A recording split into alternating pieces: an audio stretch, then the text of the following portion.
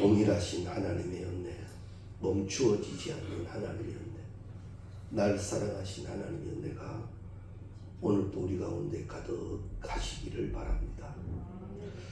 수요일 저녁에도 말씀을 나누었습니다만 우리가 기도의 제목을 가지고 기도하는 중에 하나님의 응답의 결론은 어떤 것으로 주어집니까? 하나님이 이런 제목이 있습니다. 이렇게 해주십시오. 해결되기를 원합니다. 이루어지기를 원합니다. 허락되기를 원합니다. 여러 가지 구체적인 기도가 우리에게 많이 있습니다. 하나님은 모든 기도의 응답은 이것으로 결정짓는 것 같습니다. 한번 따라합시다. 나는 너의 하나님 여호와다. 할렐루야. 그것이 응답입니다. 그것이 될 때 이루어지는 것도 영광이 되고, 아니면 이루어진 것만으로도 넘어질 수도 있고 교만해질 수도 있습니다. 제 개인적으로는 그렇습니다. 하나님의 기도의 응답의 종결은 나는 너의 하나님 여호와이다. 동일하신, 졸지도 않고 쉬지도 아니하시고 말씀하시고 말씀대로 일하시고 말씀을 이루시는 하나님 여호와, 그 응답이 우리 가운데 날마다 이루어질 수 있기를 주의 이름으로 축원합니다. 오늘 본문 말씀은 우리가 너무나도 잘 알고 계시는 말씀입니다. 이른 아침 갈릴리 호숫가에서 일어난 일입니다. 어부들은 밤새도록 고기를 잡다가 이제 들어와서 그물을 싣고 있습니다. 그런데 그날 밤 그들의 예상과는 전혀 다르게 아무것도 잡지를 못합니다. 고기를 잡는 분들에게 물어보면 그저 위로하는 말로, 스스로 위로하는 말로 이렇게 하죠. 오늘 못 잡으면 내일 잡으면 되지 뭐요. 그렇게 말씀을 하시지만 아무것도 잡지 못한 그날의 심정은 얼마나 속상하겠습니까? 더욱이 같이 나간 사람들은 어획량에 따라서 자기들의 수입이 왔다 갔다 하는데 아무것도 또 적은 양의 어획량이 있을 때는 몸도 마음도 많이 무겁다고 그렇게 이야기하는 것을 듣습니다. 아마도 이른 아침 갈릴리 호숫가에 특별히 베드로 같은 경우도 손도 무겁고 마음도 무거웠을 겁니다. 그때 많은 사람들이 예수가 거기 오신 줄 알고 예수께 말씀을 들으러 모입니다. 너무 많이 모이니까 예수님은 거리를 두고 많은 이들에게 전하기 위해서 베드로의 배에 타시지요. 그리고 얼마를 띄우게 하시고는 배 위에서 이제 말씀을 전하십니다. 많은 사람들이 예수의 말씀의 은혜를 누리고 베드로도 자이든 타이든 어쩔 수 없이 그물을 다 씻었다 할지라도 내 배에 예수가 계십니다. 그 배가 다시 무트로 들어올 때까지는 어쩔 수 없이 예수가 전하는 말씀을 들어야만 했던 입장입니다. 그런데 말씀을 맡으신 예수님이 이제 베드로와 대면하셔서 하시는 말씀이 깊은 데로 가서 그물을 내려라 하죠.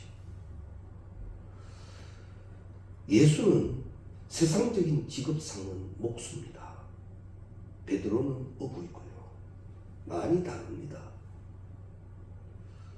목수가 이 호수를 안다면 그저 쉽게 몇 번 와서 고기 잡은 정도로, 들은 소문 정도로 알 수 있을 것밖에 없는데 여기서 잔뼈를 굵은 베드로에게 깊은 곳에 가서 그물을 던져라.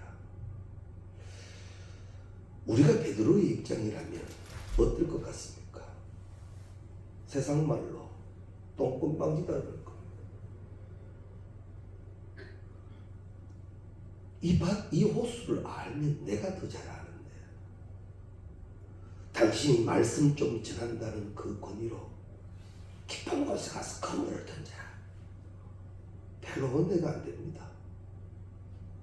그런데요, 베드로는 그 말에 순종하여 갑니다. 분명한 것은 썩 내키지 않는 마음이지만 어쩔 수 없이 했다라는 표현이 어쩌면 맞을는지 모릅니다. 물론 보는 각도에 따라서 여러 가지 많은 다른 말씀들을 나눌 수 있습니다만 어쩔 수 없다라는 각도로 본다면 썩 내키지 않았지만 어쩔 수 없는 입장이 되어서 베드로가 그렇게 했다라고 보기도 합니다. 그래 왜 어쩔 수 없는 입장이 되었느냐? 이 사건 이전에 예수님이 베드로의 장부의 열병을 고쳐주신 거예요. 신세를 졌단 말입니다. 그리고 베드로도 많이 봤습니다. 많은 이들에게 고치는 그 권위와 권능을 보았습니다. 그래서 어쩔 수 없이 그 말씀을 따라 했습니다. 억지로 한 어쩔 수 없는 그런 행동이었지만 결과는 놀라웠습니다. 너무 많이 잡혀버린 거죠. 그래서 곁에 있는 배를 불러서 가득 채우고도 남을 정도로 그물이 찢어질 정도의 고기를 잡게 되었다라는 말입니다. 여기까지는 우리가 너무나도 잘 알지요. 이 사건을. 그런데 우리가 본문에서 놓치지 말아야 할 사실이 있습니다. 주님이 우리에게 말씀하시고 또 우리에게 하나님의 말씀이 임하신다고 해서 우리가 그 말씀을 쉽게 아멘 하였다고 해도 실천하며 순종한다는 게 그리 쉽지 않다는 겁니다. 항상 기뻐하라는 말씀을 함께 맞추어서 주의 일을 할 때는 항상 기뻐하라 그 마음이어야 한다 하지만 우리 어디 주의 일을 할 때 항상 기쁜 마음만 듭니까? 그렇지 않은 마음이 들 때도 많이 있지 않습니까?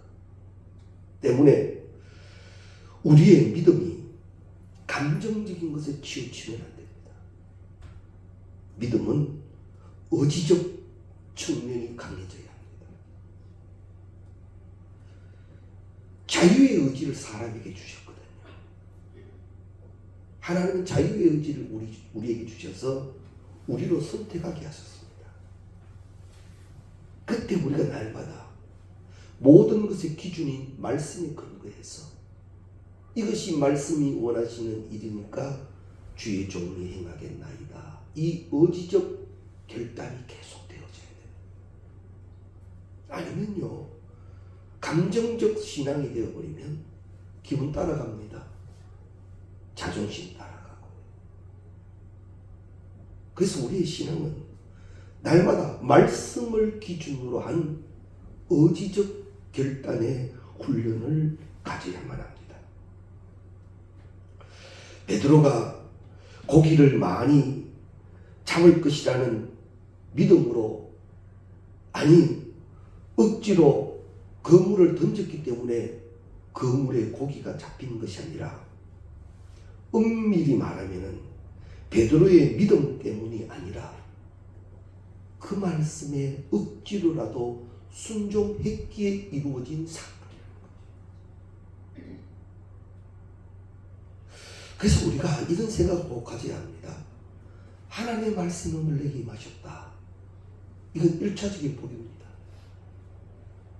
2차적으로 내가 이 말씀대로 행하였다. 2차적인 복이 이루어지는 거예요. 듣는 게 복입니다. 듣는 게 복이에요. 말씀을 들을 수 있는 자리에 있었고 말씀을 들었다는 게 이게 엄청난 복입니다. 이 1차적인 시작의 복에서 창대한 복이 이르려면 말씀에 순종이 있어야지. 베드로가 깊은 곳에 가서 그물을 던질 때 믿음으로 던진 게 아닙니다. 그렇잖아요.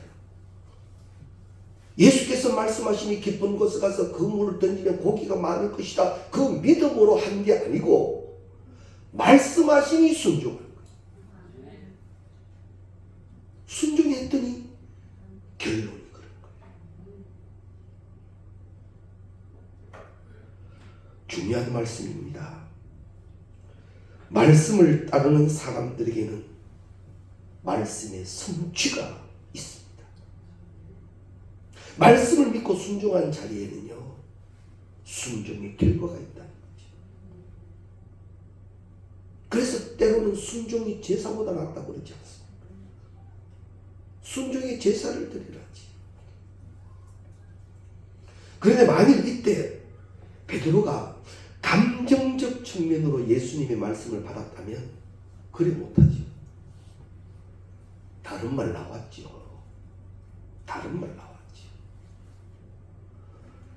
내가 여기서 자랐는데 이 호수를 잘 아는데 밤새도록 못 잡았는데 당신이 어쩔 수 없이 내 배를 타서 내가 어쩔 수 없이 당신 말씀을 끝까지 어쩔 수 없이 들었는데 그만하면 됐지.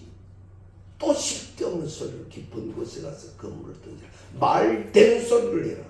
감정적 측면으로 대응했다면 베드로에게는 아무런 결론이 없고 무거운 손, 무거운 마음만 남았을 거예요. 그런데 믿음이 아닌 순종으로 갔더니 결과가 이루어졌다. 할렐루야. 할렐루야. 순종이 필요한 겁니다. 말씀의 축복을 받으신 사랑하는 성도님 여러분, 순종의 은혜로 그 믿음의 축복을 온전히 누릴 수 있기를 바랍니다. 그러나 말씀을 따른다는 것은 항상 즐거운 일이 아닙니다. 나 자신의 생각과 반대가 될 수도 있습니다. 나의 의지와 다를 수도 있습니다. 나의 판단과 반대될 때도 있습니다. 내가 지금껏 알아온 경험과 다를 수도 있습니다. 그러나 인간은 처음부터 범죄한 인간은 순종할 수 있는 겸손한 존재는 아니었습니다. 범죄한 인간은요, 말씀에는 늘 충돌이 일어나는 게 사실입니다. 내부적이든 외부적이든 영적 일에는 충돌이 생긴다는 거지요. 육신을 가진 우리에게는. 이럴 때 의지적 결단, 경건의 훈련을 쌓아가는 우리가 되시기를 바랍니다. 그래서 말씀하시죠. 말씀으로 너를 쳐 복종시키는 거지. 말씀으로 너를 때려서 복종시키는 겁니다. 그 훈련을 우리가 가지고 있는지요. 왜 큐티를 하죠? 도 닦으려고 큐티합니까? 왜 기도하지요? 주의 말씀에 합당한 자 되기 위하여 묵상하고 기도합니다. 말씀에 주장되는 우리가 다 되시기를 주의 이름으로 축원합니다. 실패한 새벽의 베드로에게 주님이 찾아오셔서 그에게 말씀하시고 베드로에게 기회를 주시기를 순종할 수 있는 기회를 주셨습니다. 베드로는 대단한 신앙을 가지고 한 것은 아니지만 바로 그 말씀에 순종하는 그것이 베드로에게 큰 신앙의 세계를 열게 하였다라는 거죠. 하나님의 응답과 축복에는 순종의 과정이 있습니다. 중요합니다. 그러나 그 순종은 많이 힘들 수 있습니다. 그러나 그 과정을 꼭 통해야만 한다면 우리는 그 과정을 통과하는 신앙적 훈련을 가져야 할 것입니다. 때문에 믿음이라고 하는 그것은 그 자체로 완성되는 것이 아니라 믿음은 순종을 통해서 자라고 성숙해집니다. 기억해 두십시오. 순종. 주님 말씀하시면 내가 나아간다. 주님 뜻이 아니면 나는 멈췄습니다.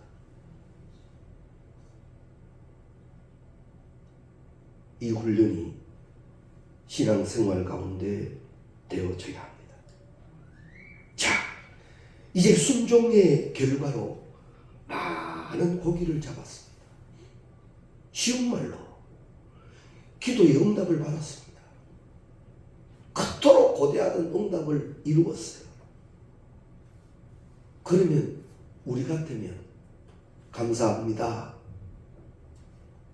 그것으로 모든 것을 종결 지을 수도 있습니다. 그런데 베드로가 처음 한 것은 뭐냐면 엄청난 고기 잡은 사건을 두고 예수께 달려온 거예요. 예수께 나오는 겁니다. 그리고는 나는 죄인이다. 이 고백을 하는 것. 왜? 내가 당신의 말씀을 듣고 믿음으로 한 것이 아니라 어쩔 수 없이 한 일이었습니다라는 불신앙과 스스로의 교만을 깨닫고 자기 존재에 깊이 뿌리박은 죄를 발견한 이후에 그 예수께 나와 고백하고 있다라는 사실. 엄청난 일이 벌어지죠. 베드로가 이런 단계의 고백이 이를 줄이야 누가 알았겠습니까? 베드로 자신도 몰랐죠. 그런데 순종이라는 과정을 통과하고 나니까 이제 그 순종의 은혜가 하는 일들이 나타나기 시작하죠. 많은 것을 거둔과 함께 영적 고백이 나타나더라라는 사실입니다. 우리에게도 이 은혜가 있어야 되는 줄 압니다. 그런데 우리가 좀 더 시점적으로 관심 있게 보아야 할 것은 예수께서 베드로를 찾아오시고 말씀하신 때가 언제냐? 지치고 힘들 때였어요. 만사가 기차를 떼고 그저 쉬고 싶을 때. 내가 힘들 때 주님은 새 힘 주시기 위하여 오시는 줄로 믿습니다. 그런데 그저 새 힘이 뚝딱 떨어지는 것이 아니라 순종을 통해서 주신다는 거죠. 인간적으로는 참 어려울 수 있습니다. 그러나 오늘 말씀 기억해 두십시오. 지금 말씀의 순종을 찾는 순간이라면 말씀하시옵소서 주의 종이 듣겠나이다. 그리고 순종하실 수 있기를 바랍니다. 요한복음 4장에 가면 우리가 잘 아는 여인이 한 명 나오죠. 수가성의 여인입니다. 예수를 만났습니다. 남편을 5이나 두었고 지금 또 다른 남편을 같이 살고 있는 여자입니다. 동네 사람들이 다 손가락질하기에 남들이 다 물 길는 시간에는 오지 못하고 아무도 찾지 않는 시간, 남들은 다 그늘진 곳에 쉬고 있는 시간에 물 길으러 온 여인입니다. 개인적인 이유야 분명히 있었겠죠. 그러나 우리가 객관적으로 그 여인을 본다면 그 여인은 분명 피곤한 인생을 살고 있는 여인입니다. 그런데 그 여인이 예수를 만납니다. 또 하나 기억해 두십시오. 우리의 신앙은 우리의 선택과 결단이 아니라 예수께서 찾아오심으로 시작됩니다. 수가성 그 여인이 예수를 찾은 것이 아니라 예수가 그 여인을 찾아오셨더라는 거죠. 고아와 같이 우리를 버려놓지 아니하신다는 말씀이 이겁니다. 찾아오시는 하나님, 나의 현장에 이미 임마누엘 하고 계시지만 또 찾고 찾아오시는 예수님이 계심을 우리는 분명히 믿을 수 있기를 바랍니다. 그 여인을 찾아오신 예수님 이후 그 여인에게 이루어진 엄청난 축복 우리가 아시지 않습니까? 내가 아무리 힘들고 어려운 시간을 지난다 할지라도 주님은 지금 날 찾아오셨다. 주님은 지금 날 찾아오셨다. 주님은 지금 날 찾아오셨다. 그리고 말씀하신다. 분명히 하나님은 이것을 믿고 듣기를 원하는 자들 위해 주의 말씀을 주십니다. 말씀하시면 내가 나가리라.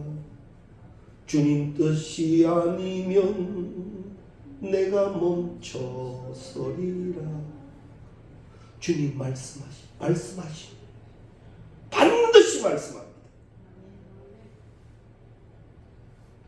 지금껏 내 연기가 어두워 듣지 못했던 것 그때 듣게 하십니다. 그 말씀에 순종되시기 바랍니다. 결정적 열쇠가 거기에 있습니다. 내 인생의 결정적 열쇠가 거기에 있단 말이에요. 그 음성의 말씀을 우리는 들어야만 합니다. 이제 베드로에게 돌아오면 베드로는 이전에는 선생님이라고 불렀던 그 예수를 주님이라고 부릅니다. 영적으로 더 깊은 차원의 인도함을 받습니다. 거룩한 변화, 성화가 이루어지고 있다는 거죠. 우리 사람들은 나름대로 열심히 세상을 삽니다. 특히 우리 한국인만큼 열심히 사는 사람들이 어디 있겠습니까? 요즘 MZ 세대 말고 물론 MZ 세대도 열심히 살죠 나름대로. 이전에 세대들이 얼마나 열심히 살았습니까? 먹지도 않고 자지도 않고 쓰지도 않고 그죠? 참 열심히 살았습니다. 세상적 어떤 목적이 있었습니다. 그런데 그 모든 목적이 나이 들고 보니 그것만은 아니었다고 모두가 한 목소리로 이야기합니다. 그렇게 되면 될 줄 알았는데 이제 이 나이 되고 보니 그게 다가 아니었구나. 연세 드신 분들 하시는 말씀입니다.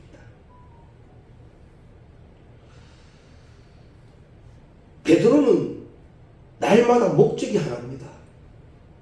고기 많이 잡는 거. 다른 이유 없습니다.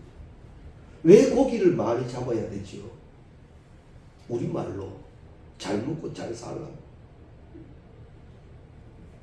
베드로는 눈만 뜨면 그날 기상을 보고 물때를 보고 오늘은 고기가 나온다 안 나온다 관심은 거기밖에 없습니다. 그래서 고기를 많이 잡으면 기분 좋고 고기 없는 날이면 힘 빠지고 그거 어느 정도 돈 만들고 나면 돈 만질 때 기분 좋고 돈 쓸 때 기분 좋고 그 기분대로 살라 했죠. 그런데 이제는 예수 앞에 죄인으로 고백한 베드로에게 주님은 제자로 부르십니다. 이제 너는 사람을 낚는 어부가 되게 하겠다라고 하시지요.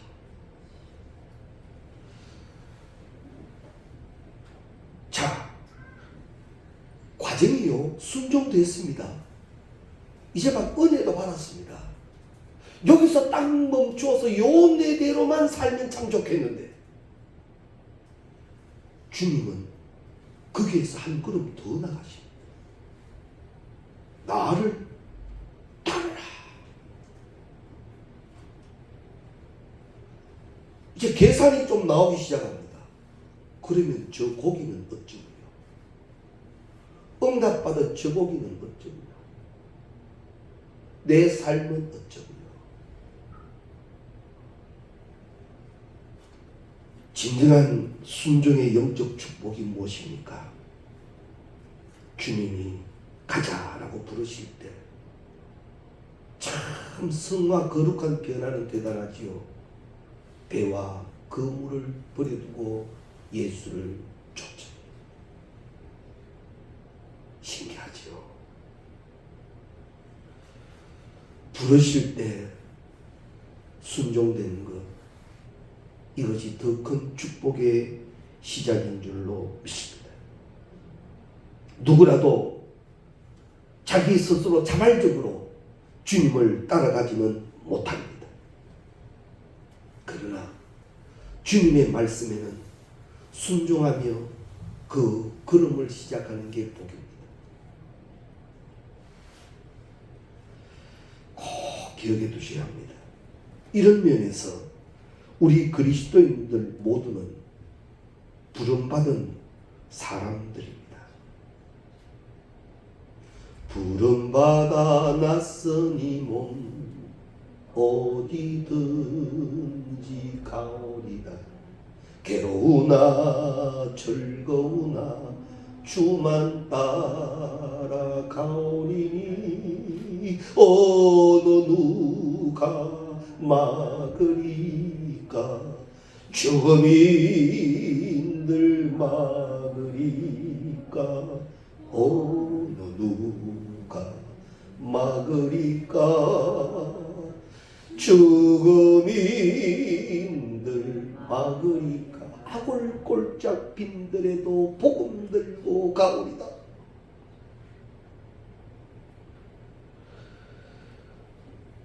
주님이 부르실 때 순종된 베드로처럼 우리에게도 주님은 찾아오셔서 우리를 부르셨습니다. 날 부르셨어요. 무슨 일을 하게 하려고요? 주의 일을 하게 하시고,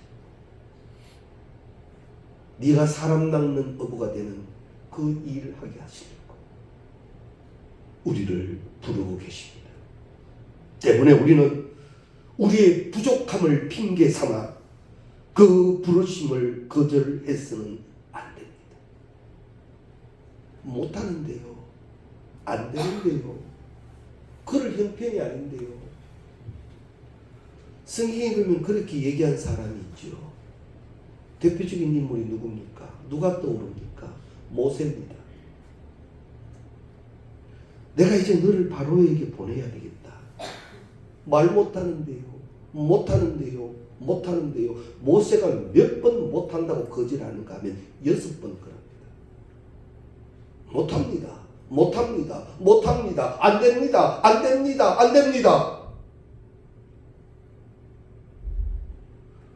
부르심에 대하여 이토록 거절하였습니다. 그러나 우리는 어떠한 모양으로든지 하나님의 부르심을 받은 사람은 분명히 깨달아야 할 것이 있습니다.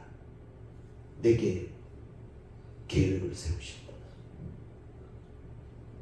하나님의 계획 말입니다.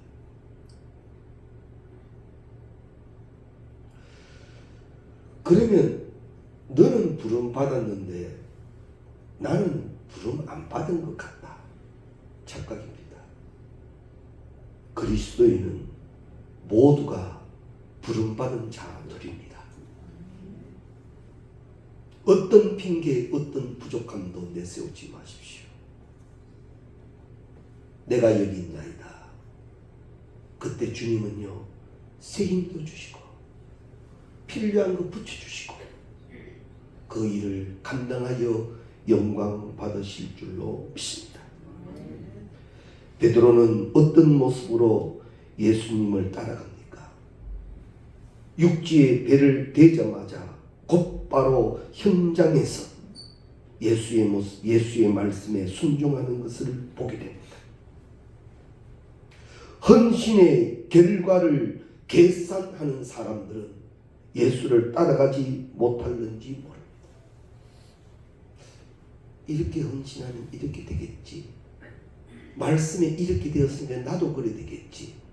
이미 계산 들어갑니다. 하나님은요, 복에 복을 더하시는 하나님. 그보다 더한 복도 예비해 놓으셨어요.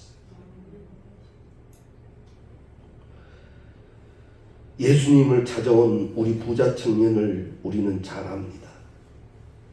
그러나 예수님의 말씀 듣고 그냥 돌아갔다 하지요. 예수님의 제자가 된 가룟 유다, 결국 예수님을 끝까지 따르지를 못합니다. 그러나 축복받은 인물들을 보면요, 아브라함 같은 경우도 갈 바를 알지 못하고 갔다. 이게 축복이에요. 말씀을 통하여 어지적 경건의 훈련이 이루어져야 되는 줄로 믿습니다. 말씀의 뜻도 몰랐습니다. 어느 곳이라 가르쳐 주신 것도 아닙니다. 그러나 주의 말씀이니 순종함이 믿음이 되어 믿음의 조상의 자리에 이르는 아브라함을 우리는 기억해야 합니다. 우리가 우리의 신앙생활의 결과를 다 알아서 하는 것은 아닙니다. 아무리 믿어도, 아무리 기도 많이 해도 5분 후에 닥칠 일 우리 알 수 없습니다. 그런데 베드로가 먼 훗날 오순절의 성령 충만을 받고 난 이후에 그때 날 부르신 의미를 깨닫게 된 거지. 아하! 날 그렇게 부르시고 그렇게 택하시고 내가 오늘 여기 있게 하시고 그 감격이요 너무너무 큰 거예요. 우리는 이 경지에까지 가야 합니다. 날 택하신 목적과 이유, 그것으로 감격하고 감사하는 자리에까지 이르러야 합니다. 이런 우리가 다 될 수 있기를 바랍니다.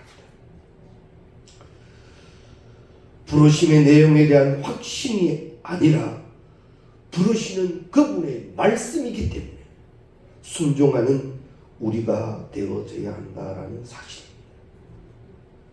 그런데 마지막으로 더 큰 축복은 뭐냐면요, 한 사람의 온전한 순종의 헌신이 다른 사람을 자극하게 한다라는 거지. 베드로가 순종하여 예수를 따르기 시작하자 베드로의 형제인 안드레와 야고보와 요한도 함께 나섰습니다. 한 사람이 결단하니까 함께 결단하는 사람이 생겨나더라라는 겁니다. 공동체 안에는 이 일이 있어야 합니다. 누군가의 거룩한 시작이 있어야 합니다. 그 시작에 주님이 날 찾으신다면 기꺼이 내가 여기 있나이다.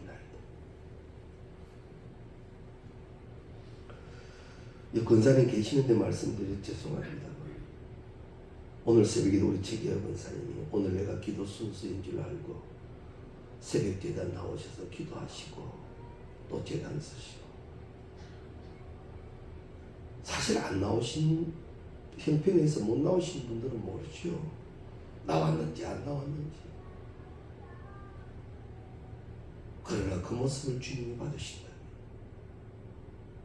우리 이 모습이 또한 시작이 되는 새로운 출발이 되게 할 수 있기를 바랍니다.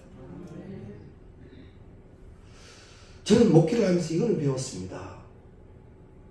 주일날은 첫 시간부터 드려야 된다.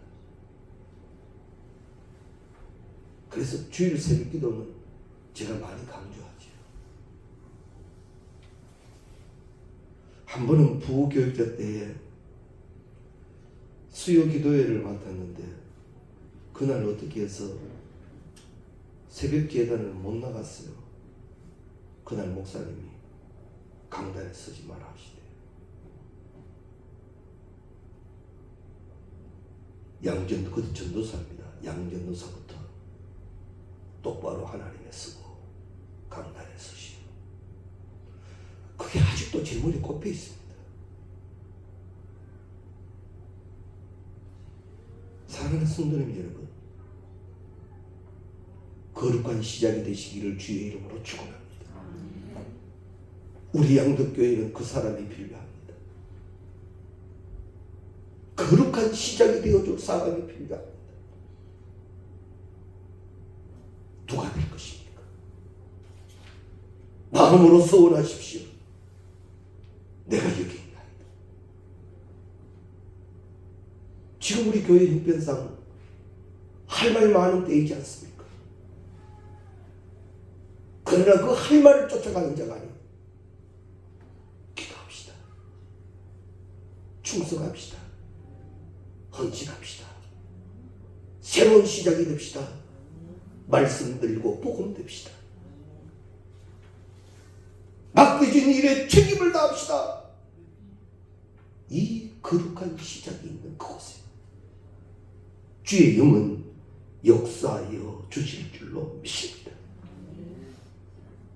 신앙을 단계적으로 본다면 듣는 단계가 있죠. 그렇죠?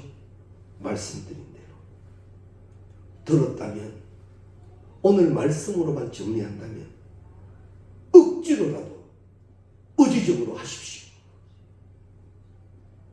그것이 복으로 가는 길이라면 그 길 외에 다른 길은 없습니다. 힘들어도 하십시오.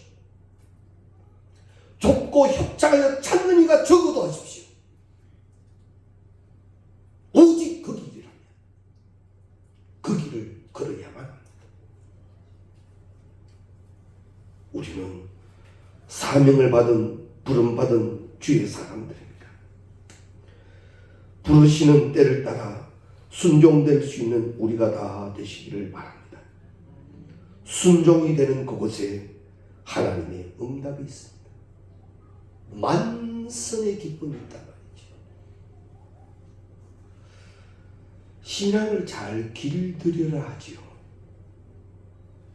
이건 참 중요한 문제인 것 같습니다. 순종과 말씀 묵상과 기도와 이 신앙적으로 잘 길들여지는 것과 그렇지 않은 것의 결과는 엄청 다릅니다. 보라 새롭게 되었도다. 이제는 다시